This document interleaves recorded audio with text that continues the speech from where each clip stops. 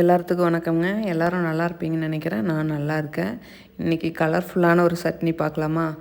எங்கள் ஊரில் இதுக்கு பேர் சட்னி தான். எங்கள் தாத்தா பாட்டியெல்லாம் வந்து துவையல் அப்படின்னு சொல்லுவாங்க. இப்போவெல்லாம் கொஞ்சம் மாறிடுச்சுல்ல, சட்னின்னு சொல்லிக்க வேண்டியதுதான்.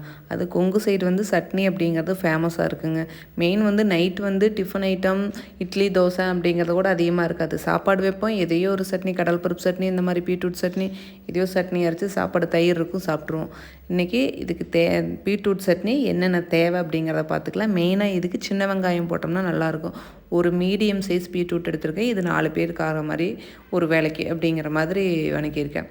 ஒரு பீட்ரூட்டை நல்லா தோல் சீவிட்டு அரிஞ்சிட்டு, கொஞ்சம் குட்டி குட்டியாக அரிஞ்சிட்டிங்கன்னா சீக்கிரம் வணங்கிடும். அதையும் நல்லா அரிஞ்சிட்டு, வெங்காயம் பார்த்திங்கன்னா நல்லா தொளிச்சிட்டு நல்லா க்ளீன் பண்ணி எடுத்துக்கோங்க. எடுத்ததுக்கப்புறம் வெங்காயத்தையும் பூண்டு வந்து நான் மலம்பூண்டு போடல, நாட்டு பூண்டு தான் போட்டிருக்கேன். 2 கட்டை அப்படியே எடுத்து போட்டிருக்கேன். போட்டு பூண்டு, பீட்ரூட்டு, சின்ன வெங்காயம் 3 போட்டு எண்ணெய் ஊற்றி ஜஸ்ட் ஒரு நிமிஷம் நல்லா வதக்கி விடுங்க. எல்லாம் சேரவே போட்டலாம், ஒன்றும் பிரச்சனை இல்லை. அதுக்கு தான் பீட்ரூட் கொஞ்சம் சிறுசாக அரைஞ்சிட்டிங்கன்னா எல்லாமே சேர வதங்கி வந்துடும். கொஞ்சம் ஒரு 2 நிமிஷம் வதங்கினதுக்கப்புறம் எண்ணெயை நல்லா ஊற்றி நல்லா வதக்கி விடுங்க. வதங்கினதுக்கப்புறம் கருவேப்பிலையும், நாங்கள் இது கொஞ்சம் காரமாக இருந்தால் தான் நல்லா இருக்கிற மாதிரி இருக்கும். அதனால் மிளகாய் கொஞ்சம் அதிகமாக போடுவோம். வரமிளகா போட்டிங்கன்னா தான் நல்லாயிருக்கும். எந்த சட்னியுமே பச்சை மிளகா போடாதீங்க. அதாவது பச்சை சட்னின்னு ஒன்று அரைப்போம், அதுக்கு பச்சையாக பச்சை மிளகா போட்டு பச்சை கருவேப்பிலை தழை போட்டால் நல்லாயிருக்கும். இதுக்கு வந்து வரமிளகா போட்டிங்கன்னா தான் நல்லாயிருக்கும்.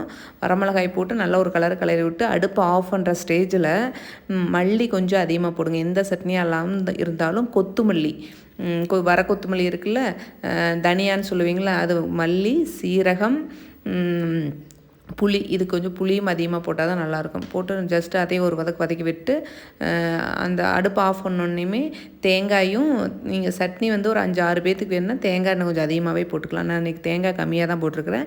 தேங்காயும் கடலையும் போட்டு ஒரு வதக்கிக்கங்க. இதுக்கு வந்து நிலக்கடலையும் போடலாம், பொட்டுக்கடலை போட்டிங்கனாலும் நல்லாயிருக்கும். நான் நிலக்கடலை தான் போட்டிருக்கேன். நீங்கள் வந்து ஒரு 5-6 பேர் இது வந்து நான் இப்போ செஞ்சுருக்கிறது 5 பேர் தாராளமாக ஒரு வேலைக்கு சாப்பிட்லாம்.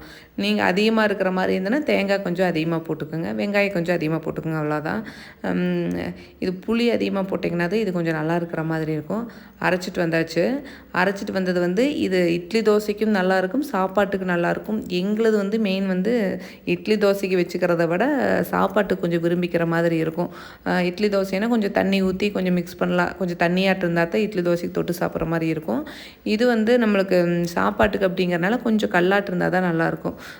எவ்வளோ கல்லாட்டை வச்சா நல்லாயிருக்குமோ அவ்வளோ கல்லாடி தான். இதுக்கு மேலே தண்ணி ஊற்ற மாட்டேங்க, அவ்வளோதான். நம்மளுக்கு தண்ணி அவ்வளோதான். இட்லி தோசையாக இருந்ததுன்னா இன்னும் ஒரு 1/2 டம்ளருக்கு மேலே தண்ணி ஊற்றலாம். வேணாலும் இந்த மெத்தடில் ட்ரை பண்ணி பாருங்கள், சூப்பராக இருக்கும்.